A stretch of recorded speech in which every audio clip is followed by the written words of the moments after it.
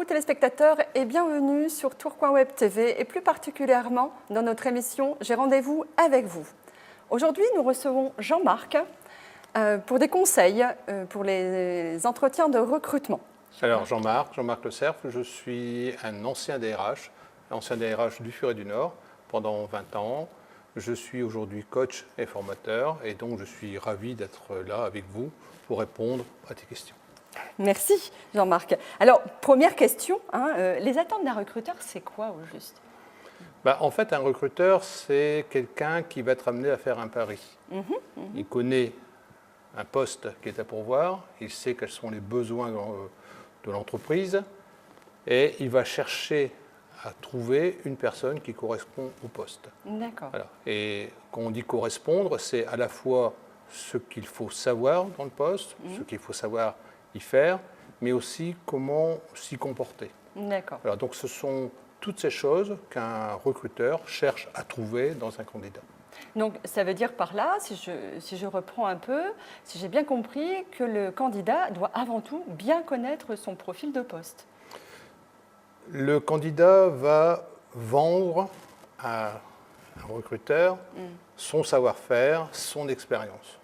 Donc pour qu'il soit juste par rapport à son argumentation, il faut qu'il sache ce que le recruteur va rechercher. Bien sûr. Et donc il a tout intérêt à se renseigner sur le poste qui est à pourvoir, l'entreprise, qui elle est, quelles sont ses valeurs, comment ça marche, quelle est l'ambiance à l'intérieur, et dire combien il a envie d'y entrer parce que ça correspond à ce qu'il a envie. Alors, j'entends bien. Comment dit-on, comment on a envie de montrer sa motivation? Comment fait-on au juste?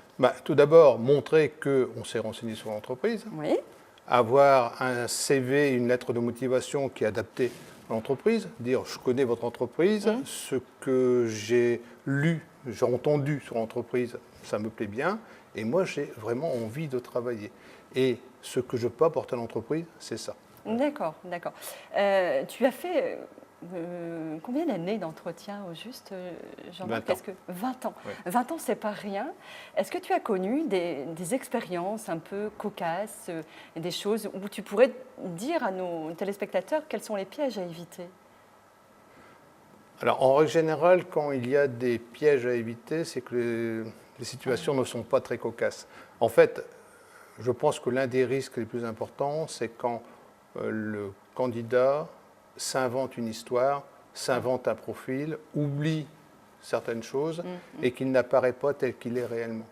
Et si on s'aperçoit qu'il y a des écarts entre ce qui est dit et ce que l'on voit dans le CV, s'il y a des trous dans le CV, si pendant 3 ans, 4 ans, on ne sait pas ce qu'a fait le candidat, forcément on se pose des questions. Et comme on a peu de temps pour se faire une idée sur la candidature, en général c'est entre une demi-heure et 2 heures selon les entretiens, eh bien on ne prendra pas de risque si on a un doute. Donc ce qui est important, c'est d'abord d'apparaître tel que l'on est, de telle façon à entrer dans l'entreprise qui nous correspond. D'accord. Voilà, donc cette incongruence là qu'il ne faut pas faire voir, enfin qu'il faut Ouais, éviter, ouais, pardon, ouais. qu'il faut éviter absolument. D'accord. Tu disais aussi qu'à un moment donné, il y avait des pièges. On peut parler de pièges. Tu disais que ce n'était pas tout à fait des pièges, mais quels conseils on pourrait donner réellement à un candidat pour pouvoir réussir? Qu'est-ce qui prouve quelque part qu'il a réussi son entretien? Alors, le candidat aura tout intérêt à repérer, à se renseigner sur les attentes de l'entreprise et à montrer, de par son expérience, qu'il est l'un des candidats possibles pour le poste. Donc, ne pas trop en faire, mais aussi croire qu'il peut être l'homme ou la femme de la situation. Donc, ça veut dire que je cherche, moi, recruteur, un vendeur qui a une expérience en littérature, par exemple, eh bien, s'il a travaillé dans une librairie, eh bien, il dira, voilà, vous cherchez un vendeur en librairie, eh bien, sachez que moi, chez Intel, eh bien, j'ai vendu des livres pendant autant d'années, que j'ai passé les commandes, etc. etc. Voilà. Ah, ça, c'est pour les compétences qui sont reconnues, expérience à l'appui, et pour les personnes qui sont en reconversion professionnelle, des compétences qu'on dit transversales. Comment ça se passe? Alors, il y a ce que l'on doit savoir, ce que l'on doit savoir faire, et puis il y a aussi l'envie qu'on peut voir, qu'on peut déceler chez la personne. Si la personne a envie d'apprendre, si la personne a envie de se donner pour l'entreprise, en général, ça se voit dans sa façon de se tenir, sa façon de se vendre. Voilà. Et donc, on peut faire confiance à quelqu'un qui a envie sur sa capacité à apprendre ce qu'il ne connaît pas encore. Alors, et donc, pour moi, la façon d'être de la personne est aussi importante, si on a du temps pour la former, est aussi importante que ce qu'elle sait déjà. D'accord. Alors, tu parlais justement de façon... le corps exprime beaucoup de Tout à choses. fait, Hein, ouais. et ça, je pense que là, on a 80% du langage passe par le non-verbal, hein, c'est ce qui est prouvé. À quoi, justement, devons-nous faire attention quand on est en entretien, par exemple? Quelques petits... Le danger, c'est de faire attention. C'est-à-dire, on se dit, ah, mes mains, est-ce que je les mets dans mes poches? Est-ce que je croise mes jambes ou pas? À partir du moment où on se focalise dessus, on n'est plus naturel et on a du mal à être présent dans l'entretien. D'accord. Donc, l'idéal, c'est d'être là avec la personne qui recrute, de lui faire confiance dans sa capacité à déceler ce qui est bon pour l'entreprise. Voilà. Et à partir de ce moment-là, eh ben, le corps il va vivre normalement. Quand on s'aperçoit qu'effectivement il y a des incompatibilités, des écarts entre ce qui est dit et ce que l'on vit au niveau du corps, là on se pose des questions. Si quelqu'un me dit que c'est quelqu'un d'hyper dynamique, etc., donc j'aurais tendance à voir quelqu'un qui bouge et qu'il est comme cela, bon, c'est sûr que j'aurais envie de lui dire, vous me dites que vous êtes hyper dynamique, puis finalement vous êtes comme ça. On revient aux incongruences de tout à l'heure. Et là c'est un peu compliqué pour la personne, c'est sûr. Donc, savoir ce que l'on est et dire ce que l'on est vraiment, de telle façon que ça corresponde au discours. Ce que je montre doit correspondre au discours. D'accord. Tout à l'heure, tu parlais de justement cette correspondance entre le candidat et son CV. Beaucoup de personnes font faire leur CV ou ont des CV génériques. Et quels conseils on peut donner? Parce que bon, c'est pas évident de faire un CV techniquement. On y reviendra certainement au cours d'une autre émission. Mais en même temps, j'ai envie de dire, tiens, quels conseils on pourrait donner pour que ça puisse à peu près correspondre à peu près au candidat pour être le plus en phase? Alors pour moi, le CV doit être quelque chose d'efficace. Donc, pas trop long, une page.